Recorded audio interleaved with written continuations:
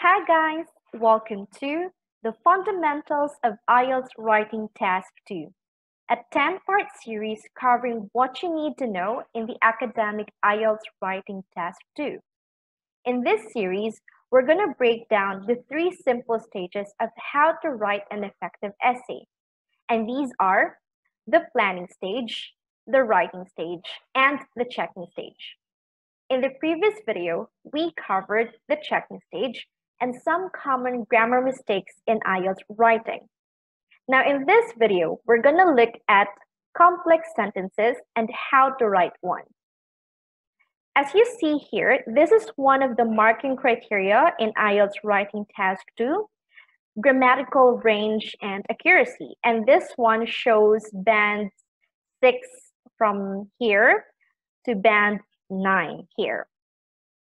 So you can get band 6 in grammar if you use a mix of simple and complex sentence forms. It's very clear. A mix of simple and complex structures. But what if you're aiming for a higher band score? If that's the case, you have to use a variety of complex structures, and these must be frequently error-free. But what is a complex sentence? Most students think that a complex sentence means a very complicated, very long sentence. Well, that's not actually what a complex sentence structure is. A complex sentence is 2 or more simple sentences put together or joined together. Let's look at these 4 simple sentences about global warming here. And let's figure out how we can convert these sentences into complex structures. Let's look at this example. All right. So this one, right here, there are now only 2 sentences, and each of them is a complex sentence structure. But how do we form this? So let's look at the first sentence. One of the most common environmental issues is global warming. That's the first simple sentence right here. And this sentence is joined to another sentence or put together with another sentence using the relative pronoun which right here, which causes many serious environmental problems. Okay, so this one is an example of a complex sentence structure. Why is this complex? Because there are 2 simple sentences put together using the relative pronoun which. The other sentence goes like this: there are tough challenges associated with this issue, and its effects have very serious consequences. In this sentence, we're not using any relative pronoun, but we've used the linking word and. As you see, these 2 clauses right here are independent clauses. I'm going to discuss this one in more detail later. But yeah, there are 2 different simple sentences put together using the linking word and. And these that makes this sentence a complex one. All right, so when do we use a complex sentence or complex sentences? Well, we use this to expand on the main point. For instance, when giving a supporting example or explaining your main point. I'm not sure if you've read some sample essays with band scores of 7 and above, but if you read the body paragraphs of those sample essays, the main point or the topic sentence of the body paragraph is always a simple one, mostly a simple one. And the next sentences are usually complex in form. Let's look at this body paragraph. Increasing taxes would raise prices and lower consumption. Okay, this is the topic sentence of this paragraph, and as you see, this one is a simple sentence. Fast food companies would pass on these taxes to consumers in the form of higher prices, and this would lead to people not being able to afford junk food. This sentence is actually an explanation, okay? It is explaining the main point, okay? Why increasing taxes would raise prices and lower consumption.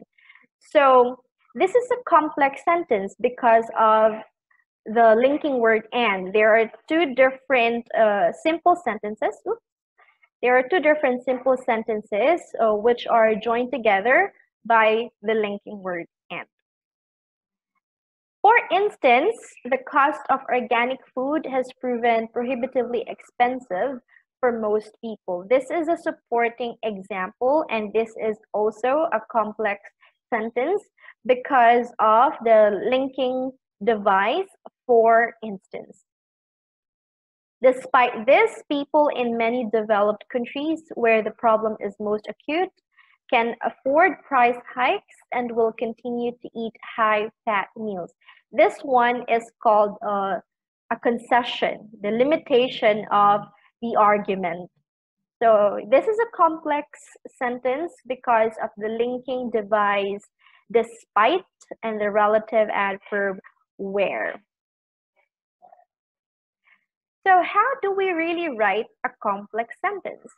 Well, a complex sentence needs two things, a dependent clause and an independent clause. What is a clause, by the way? A clause is a group of words with both a subject and a verb. But what's the difference between a dependent and an independent clause? So a dependent clause looks like this. Because the weather was cold. You see, there's a subject, the weather, and there's a verb, was. But it doesn't make any sense on its own. Okay? So if someone tells you, oh, because the weather was cold, how can you understand what that person is actually trying to convey, right? So we need an independent clause, such as like this. I wore a warm coat. You've got the subject I, verb wore. And it makes sense on its own. I wore a warm coat. All right. I totally understand what you're saying. So a complex sentence has a dependent and an independent clause. I wore a warm coat because the weather was cold. Okay? Now, there are actually several ways how to write complex sentences. And the first one is by using relative clauses. Relative clauses give essential or extra information about a person, a place, or a thing. And relative clauses use relative pronouns like who, which earlier, and that. Examples are, okay, let's look at these two simple sentences and try to write a complex sentence out of these two simple ones. Air pollution can cause health problems. Air pollution is largely caused by motor vehicles. You can freely pause this video if you need some time to think. So, the complex sentence goes like this. Air pollution, which is mostly caused by motor vehicles, can cause health problems. Okay, so this is now a complex sentence because we've used which, a relative pronoun, and this whole thing right here is called a relative clause. Another one, there is evidence that some people are more likely to smoke. These people have parents and friends who smoke. These are two simple sentences, and if we convert them into complex sentence, it becomes like this. There is evidence that people who have parents and friends that smoke are more likely to smoke. Okay, you see, who and that are relative pronouns. There are actually two different types of relative clauses, but we're not gonna discuss that one, those ones in more detail in this video. Okay, the other way is by using subordinate clauses. What are these?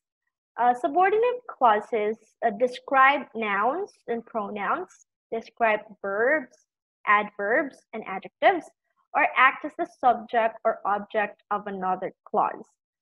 And they're made by connecting an independent clause with a dependent clause with words like as, because, while, until, even though, although, when, and if. Okay, so I'm sure that most of you guys use because when you're giving reasons, and maybe you think that it's a simple sentence, but nah, that is already a complex sentence. Okay. The third one is by using conditional clauses, or most commonly known as if clauses. So as its name suggests, it has if in the sentence. So conditional clauses are used to express that the action in the main clause can only take place if a certain condition is met. These clauses are good for giving examples in IELTS writing task 2. So looking back at the paragraph that we had earlier, we just changed that one a little bit. So let's look at the example of this paragraph. Here you go. If the cost of organic food proves prohibitively expensive for most people, they will simply not buy it. All right.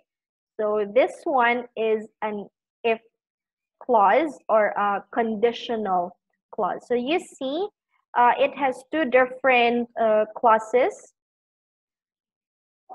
If the cost subject or of organic food proves a verb, and then the other clause, the main clause, they subject will not buy it, okay, will not buy, that's your verb. By the way, there are 4 different conditional clauses, but like subordinate clauses and relative clauses, I'm not going to discuss them in more detail in this video because it will take a lot of time. Okay, and finally, using compound sentences. So compound sentences consist of 2 independent clauses linked together with a conjunction such as and, for, or but. So if you're using and but a lot of time and you feel that these are just simple sentences, then you're mistaken because you're already making a complex sentence by using those linking words. Examples of these are, I really want to study, but I'm too tired. So you see, I really want to study is one independent clause, and then I'm too tired is another one. And these 2 independent clauses are joined together or linked together using the linking word but. And as I mentioned in the previous video, we talked about commas in the previous video.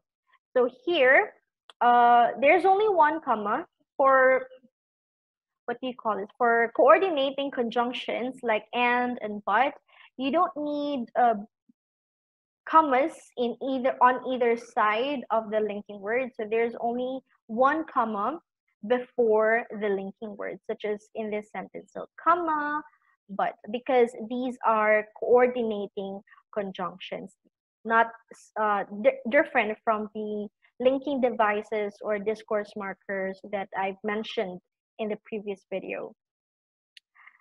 She got to the test center early and she did really well on her IELTS test. Okay, so comma and.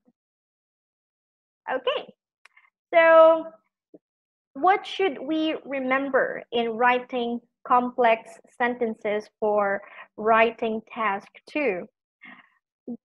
Of course, we must understand that these grammar structures are different, okay, from each other, and we must understand how to use them before the actual test. We should not memorize lots of structures and just try to insert them into our essays without giving much thought to how they work or if they are accurate. Remember that it's to get band 7 and above, you should not only use a variety of complex structures, but you should also use them accurately. So if you have lots of complex structures in your sentences, but these structures are actually inaccurate, you cannot still get a band 7, so most probably just band 6 or below. Only use structures that you are confident using. So if you're more familiar with using relative clauses and subordinate conjunctions, then use them. Okay, the more you practice, the more you'll become accustomed to those structures. So yeah, as the saying goes, the cliche saying goes, practice makes perfect. Okay, you will surely improve if you practice using complex structures. Okay, so in the next video, we're gonna look at synonyms.